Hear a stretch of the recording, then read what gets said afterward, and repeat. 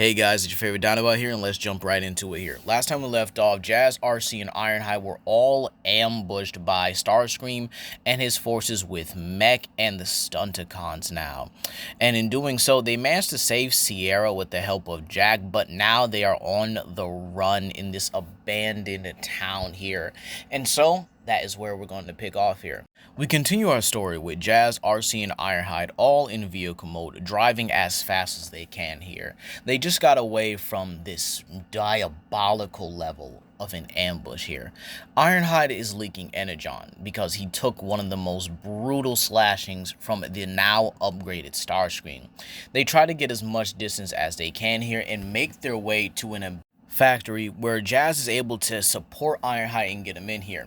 At this time, Sierra and Jack are both, well, in terms of Jack's personality, he's kind of nervous, into where Sierra is just like, so you had these alien robots the whole time. And Jack's like, well, yeah. But, do you think we could still get that second date? And this is where everyone kind of turns to him like, dude, really? This is not the moment. To which Sierra says, really? This, again, not the moment here. But if we make it out of this, you will get more than just a date. To which Jack actually feels a bit excited about this, and this is where Jazz gives him a thumbs up, but again tells him that timing is everything. To which he then turns his attention to RC, who's tending to Ironhide's wounds here.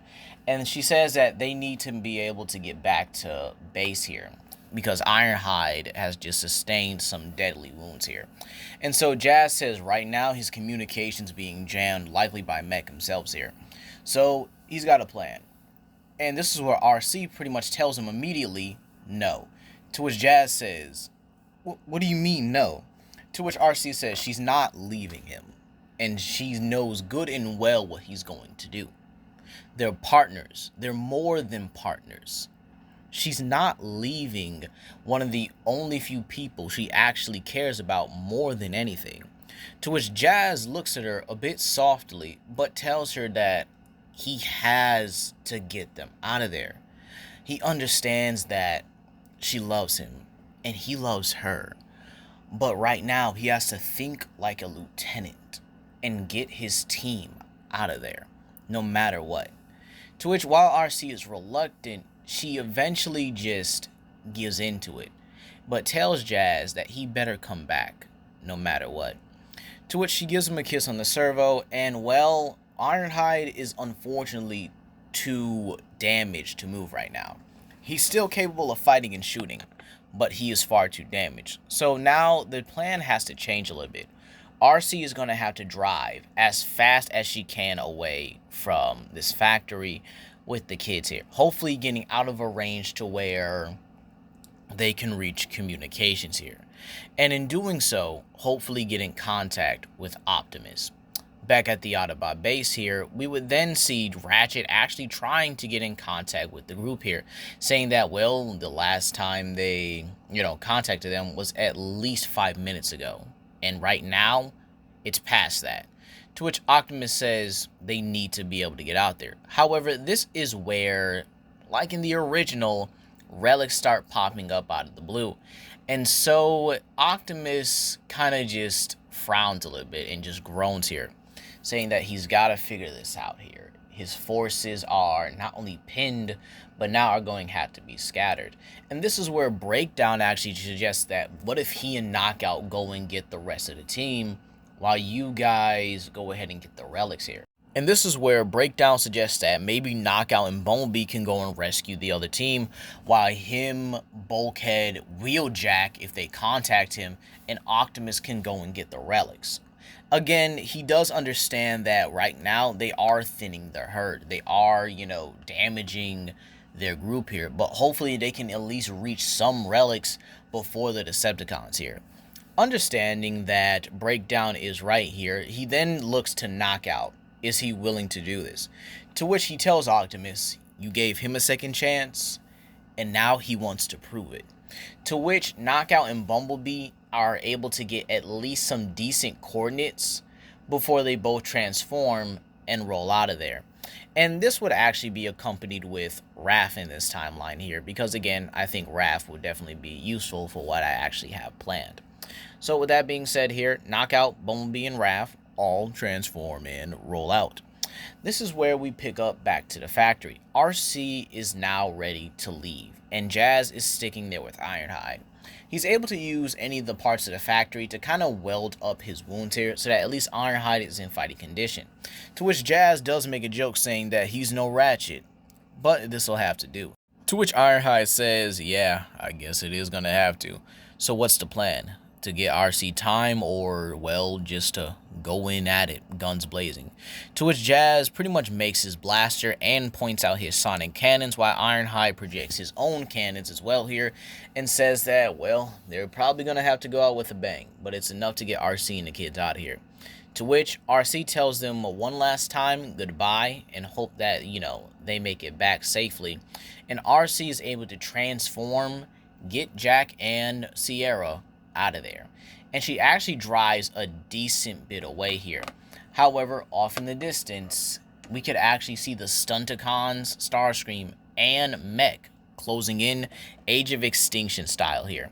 Due to Starscream's higher vantage point here, he is able to spot RC almost immediately here, and understands that the other Autobots must be in the factory. And so, when Starscream is about to say attack here, this is where Jazz actually shoots him out of the sky, causing him to transform and land painfully here. To which Starscream tells everyone to attack. This is where Jazz and Ironhide both use the cover of the factory to their advantage here, pretty much ducking in, bobbing and weaving, and getting good shots in.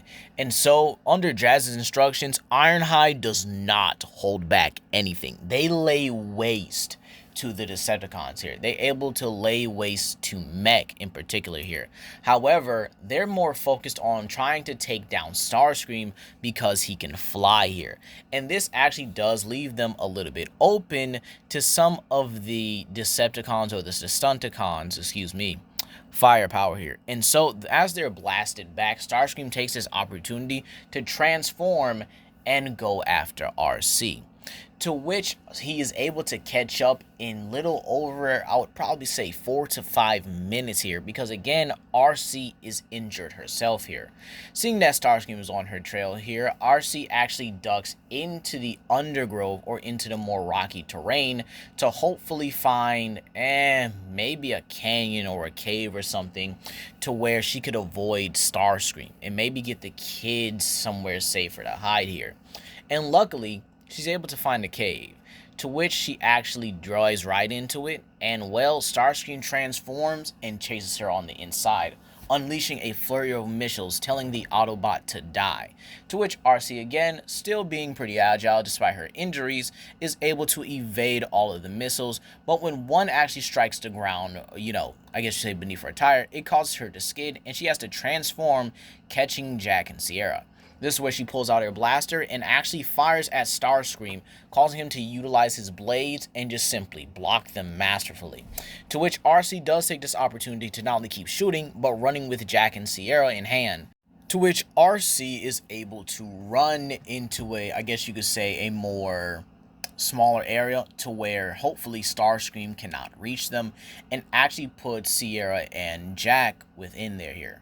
Back with Bumblebee and Knockout, now that they're in the area, they're actually tracking the firepower, or pretty much monitoring and, trying to get the signals of their allies here, but they actually hear the explosions going off in the distance. And obviously, this gives them a clear way to finding the rest of their friends here. And in doing so, they are able to make their way to the battle where the Stunticons and whatever is left of Mech's forces are battling against a now exhausted and pinned Ironhide and Jazz. Jazz is able to keep Ironhide down, as he's pretty much the less injured of the two at this point here, and is able to use his sonic cannons to at least blast back and even destroy, if not flat out just kill, the rest of the Mech units, or the Mech's soldiers or whatever. However, this is where Motormaster says he's had enough of this and tells the Stunticons to combine into Menasor, to which they do this without hesitation, and Jazz simply smiles at them and tells Ironhide it's been a fun ride with him. To which Ironhide says, yep, see you on the other side, kid. And this is where we have Menasor raise up his storm sword and cracks it with electricity. However, just before he can swing down, he is actually zapped right in his left leg, causing him to drop in pain here. And to which everyone looks to the side and actually sees that Knockout was actually able to stab Menasor with his electric prod. And this is where Knockout tells him to leave his friends alone here. To which Jazz and Ironhide both smile, and as Menasor is down to them on a more, I guess you could say, as somewhat of a face level, they both point their cannons at him and unleash absolute hell upon his face. To which this causes Menasor to actually force to block here. However, Bumblebee actually jumps on top of Menasor's head, pulls out both his cannons, and starts laying into him fiercely. To which Jazz says Bumblebee, he needs him to go after RC. To which Bumblebee stops his firing, transforms, and simply go, you know how Bumblebee is. He just zooms right off. And I mean at top speed here. Back with RC and Starscream, she is able to hold her own here, actually utilizing her wrist blades to actually counter Starscream's sword. However, she is injured, she's tired, and she's leaking energon. To which Starscream even begins to goad her to fight a bit more sloppily. However, RC keeps herself calm, keeps herself determined, and in doing so, she's able to land a decent blow on Starscream, actually gashing his face, much like she does Arachnid. This angers Starscream, and so Starscream stops playing around here and actually speed blitzes RC and begins to just beat on her, slash at her tendons, her arms, her legs, and pretty much just leaves her helpless. To which Starscream says, I hope you see Cliff Jumper in the Allspark. To which, just before Starscream can finish her, this is where a whole fist just goes right into the back of his head, sending him flying. And this is where Bumblebee actually shows up here. And he is not playing around at all. Starscream gets up, ready to fight against Bumblebee. However, before he can even manage to summon his blades, Bumblebee is on him, just straight up pressuring this man, just wailing on him over and over and over again. And this is where Bumblebee actually knocks him through a decent section of the cave that they're in here. And seeing that he has a collapsing roof, he shoots it, collapsing all of this rubble onto Starscream. This is where he turns his attention to RC, who's hurt, broken, and, well, relieved this time. Yeah, she's leaking energon. Yeah, she's hurt. But again, she is able to, at the very least, stay alive. And so, Bumblebee is able to regroup with Jack and Sierra here, along with Raph, who actually tells him that he actually figured out what the communication system that Starscream was using, and so they'd have it for the future. To which, that is why I have Raph here, to actually figure out how Mech was actually able to basically jam their communications and figure out how to counteract it for the future. And in doing so, the Autobots pretty much regroup here, with Knockout actually giving repairs to Jazz, considering he is the less beaten up of the group here. So his repairs don't take too long. He's currently now tending to Ironhide, and when he sees RC, Ironhide immediately tells him that he can wait. He can wait till we, get back to base and stuff like that. And, well, Knockout does run over to RC along with Jazz.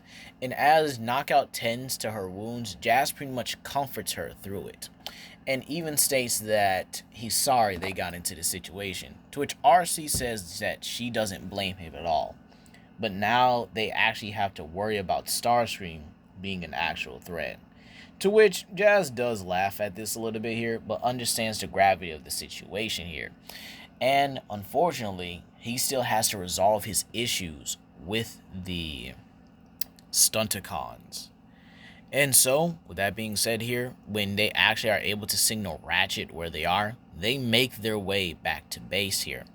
And so, Ratchet immediately begins repairing Ironhide, and he and Knockout both actually work together here.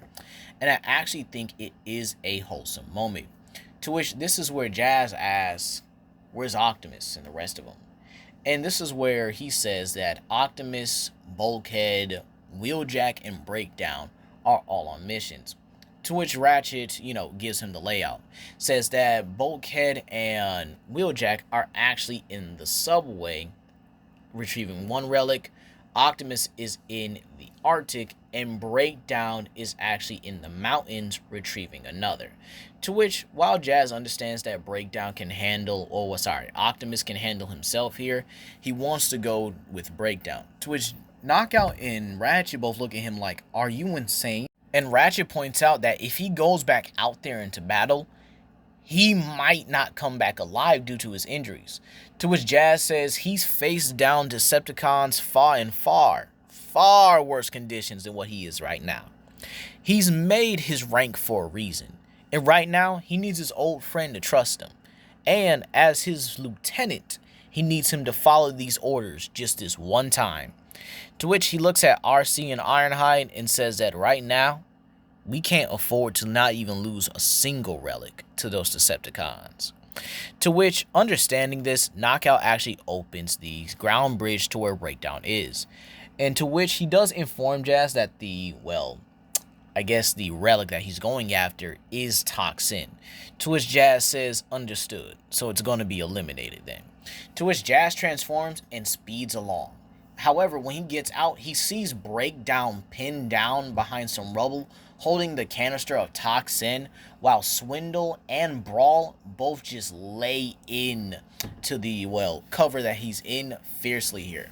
To which this is where Jazz does not waste time and actually pulls off a Bayverse move. To which he speeds up, transforms, and then tells Brawl to come on, you Decepticon punk. And as he pulls his cannon, Brawl actually transforms and is forced to try and get Jazz off of him. However, as he grabs Jazz, Jazz actually utilizes the momentum going back and utilizes his sonic cannons to actually knock Brawl off course. And this actually blasts him into Swindle. And this is where both he and Breakdown regroup here. To which Breakdown actually salutes his lieutenant, and Jazz says he's not really one for the whole formal thing here. While yeah, he is his lieutenant, he does want Breakdown to address him as his friend, as his teammate. To which Breakdown says that he has the toxin, but he doesn't know what to do with it exactly. To which Jazz acknowledges the fact that they need to destroy it, no matter what. And so he points to the volcano and tells him to get it there as fast as he can. But Breakdown says, what about you? You're injured. To which he says, look, I've been through worse, and I've been in worse conditions. He can handle these two, at least for a little while. So hurry up and go. To which, as Breakdown transforms here, this is where Brawl and Swindle both get up, and Swindle is actually laughing at this, saying that you think that he can get away from us? To which Jazz says, with his help, and this is where he pulls out all of his weapons, yeah, he can.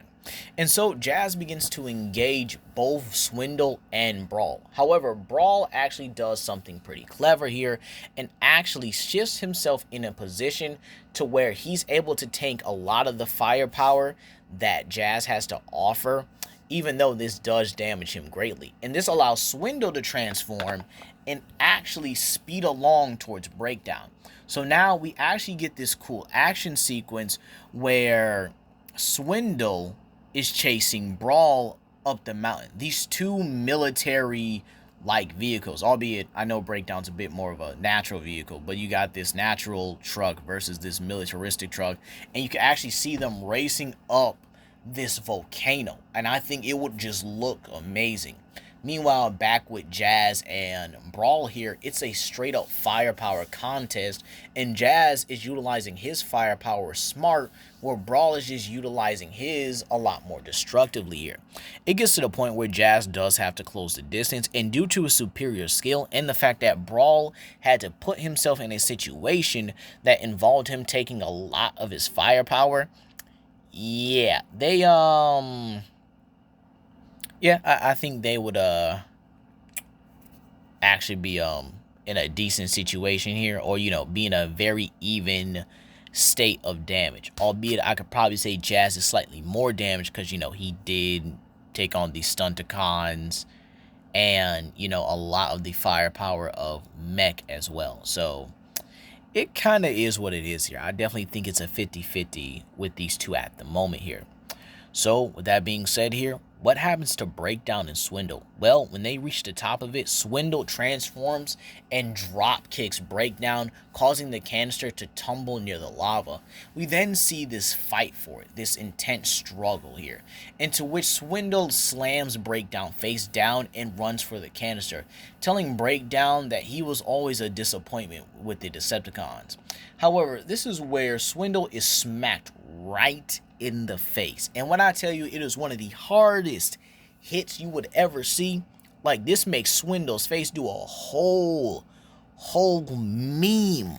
Okay? Breakdown hit him so hard that his face turns into a meme. That's all I'm gonna say. And this is where Breakdown says that while he was disappointing as a Decepticon, as an Autobot, he feels at home. He feels respected.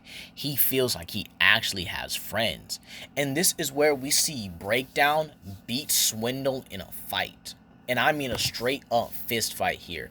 To the point where he knocks Swindle off the volcano. And so he is actually able to drop the entire canister of toxin in it, melting it completely. This is where he then transforms and makes his way back to Jazz, who's in the middle of a hand-to-hand confrontation with Brawl. However, this is where Breakdown, utilizing his vehicle mode, rams right into Brawl, sending him skidding down the volcano, knocking him out. And so, the Autobots actually win, one relic down. Meanwhile, back at the base here, this is where Bumblebee actually goes out to see if Optimus is okay, because he has not reported back in a minute here. And so, when Bumblebee actually tracks Optimus Prime's footprints, he tracks him through everything. And this is where he sees Optimus at the mercy of Arachnid with the Apex armor. And that's where we're going to leave it off here, you guys. But hey, tell me what you guys think down below. Please comment, like, and subscribe, and share with your friends. This is Legendary Grimlock, and I hope you guys have a blessed day.